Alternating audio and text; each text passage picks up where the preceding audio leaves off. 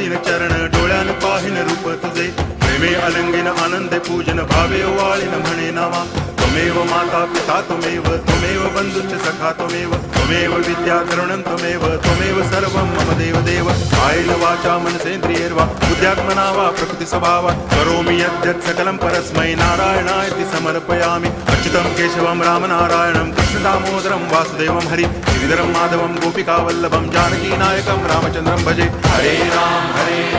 Ram Ram Hare Hare Hare Krishna